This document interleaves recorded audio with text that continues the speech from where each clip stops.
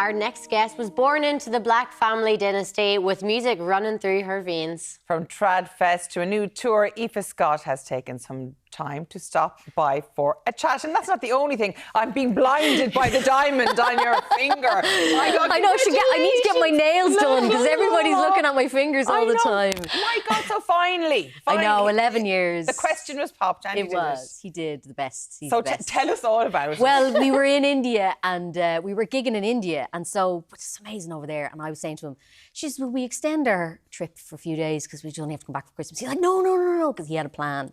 So we went to the cinema because we go to cinema for our anniversary date. Because we started our first date at Christmas. Okay. And we went to see the Muppets Christmas Carol. And then he said, I think my sister says there's a Christmas thing down here. And we went to the place, our second date, and he popped the question on a park bench. It was very cute. Oh. Very cute. It was very cute. Now, you both have Irish music deep in your veins. Yeah. Is that how you met? Yeah, we met on tour in Germany, actually, which is mad because we went to school 500 metres from each other and we never met until we were actually in tour in Germany. So it's mad because Irish traditional music is really small and everybody knows each other. But I had never met Andy, and I was in a band and he was in a band. And I was in a messy breakup and he was my shoulder to cry on at the time. And he was just my friend, and then we went to the cinema and the Muppets sealed the deal. The Muppets did it. You had a shift in the cinema and the rest was history.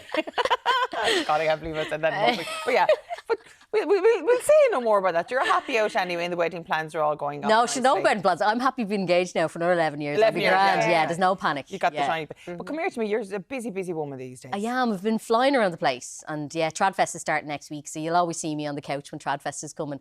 But the big gig starts next week. St. Patrick's Cathedral on Wednesday is when I'm gigging. And the festival is just taking over the city. They've just gone they're going from Fingal over to South County Dublin, and it's amazing. It's going to be great. I'm real excited about it, actually. I was only thinking about it this morning because there is a buzz in the city, and because you you kind of go into that first few weeks of January where it's all really quiet, everything, and you kind of hibernating after Christmas. But I'm ready now for a little bit of crack. You know what I mean? I need a bit of a crack. So next week is when it all kicks off, and I can't wait to see everybody that comes into the city because I know all the musicians that are playing at the festival, so you get to see someone. One big citywide session. It is. It's great crack because we all hang out in Dublin and afterwards, and you know what I mean, because we all stay in town. So it's dead crack. Yeah. Tell us about Women of Note. Yeah, Women of Note. It's a gig that I put together about 7 years ago. I had an idea and I went to Tradfest, and I was finding it, being a solo female artist in the folk world, really lonely, that you weren't getting to hang out with other solo female. You might see them at the odd festival, but you'd never perform with them or anything like that. You might perform with other artists. And I just said, you know what, I really want to put women on the stage that I really admire, and I want to be able to gig with them. And I'd never really be able to have a chance to do that.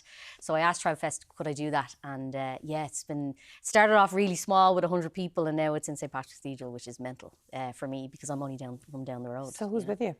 Peggy Seeger, who is going to be 88 this year. And wow. The song, first song I ever saw Your Face was written about her. Ewan McCall wrote it for her.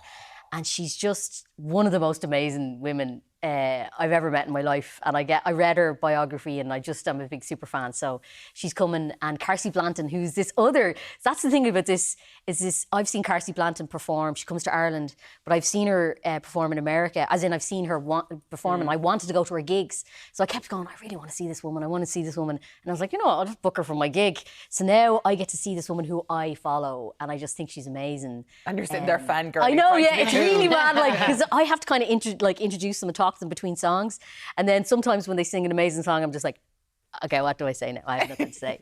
So it's pretty cool, And Claire Sands is going to perform, and then I have another sneaky little extra bonus girl who's coming. Sneaky. Yeah, well, I'm not telling anybody yet. Doesn't happen till the week. Keep the suspense then. Yeah. We've talked about you come from a huge musical dynasty. Did you ever feel the pressure to perform? Is that kind of... No, I never felt the pressure to perform. I suppose growing up, when my mum was gigging, she'd like, oh, come on up on the stage or whatever. But I actually decided I didn't want to go. I went into media and I got my degree and stuff like that, and I didn't want to gig at all.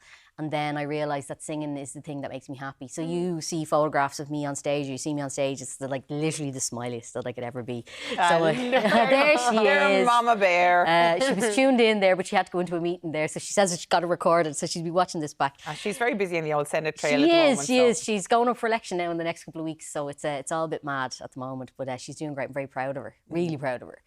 And it's funny, in the past I would have been like, oh, my mom's great and all, you know, but I am really proud of her. She's amazing. She's done some amazing work, in fairness, these days, especially when it comes to international rights, etc. But that's, I suppose, another conversation we'll be having another time. Yes. But now, speaking of your huge musical family, remind me a bit of mine, because you're all so close. Yes, you got your man, you got Mary Black, you got your cousins, the Coronas, all that sort of stuff. Yeah. But like, you are very close-knit.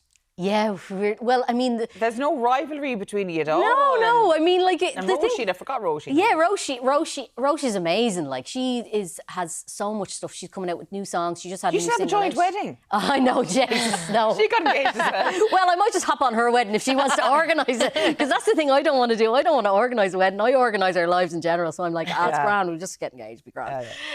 But yeah, no, we are really close. We grew up kind of, because when my mum was away, my Auntie Mary would step in for confirmations and stuff like that. And when my Auntie Mary's away, my mum would step in, because a lot of the time when we were growing up, we were touring. So we used to hang out so much in my Auntie Mary's house. It's so weird how you're calling Mary Black Auntie Mary. I know. It is my Auntie Mary, though. I know. But yeah, no, it's amazing. And like watching my cousins grow up and performing and stuff like that, because I might be a little bit older than them. But yeah, it was amazing to see them do so well. So yeah, and I just decided I want to sing as a thing, because I realised that growing up, when I was asked to sing a song in a session, I'd always get real palpitations. But it's such an enjoyable thing to be able to sing now. And I think once you kind of let go of the fear of being compared to the rest of your family, because they're so talented, that I just was able to enjoy it then. So now there's no messing, like it's just really good crack. Yeah. That's actually so lovely to hear, but there's a lot of like younger people out there that are so terrified when they're asked to sing. And I guess when you look at your family, was there ever a piece of advice about performing that helped? Well, I think when I was when I had to decide to go to either like media college or music college, and my mum was like, it's really tough, and she was always telling me how tough it was, and it is really tough. And I think it's even harder now with social media, like, because the rejection that you get with being in the music industry it just feels like it's always there, because if you don't get a gig, or if you don't get a slot, or if you don't get something, you feel rejected straight away. But at the same time, you do get so much out of it. So you have to kind of balance it up. So you do feel rejection if you don't feel like successful. Yeah. Success is all limited. And as long as you're happy and doing the thing that you want to do, then that's successful. Like, and that's what I realized. So as long as you're singing and you're making the things that you want to make, then you're successful. And it doesn't matter about being top of social media, millions of views or whatever like that. If you're being able to make a living at the thing that you love doing the best, that's unbelievable.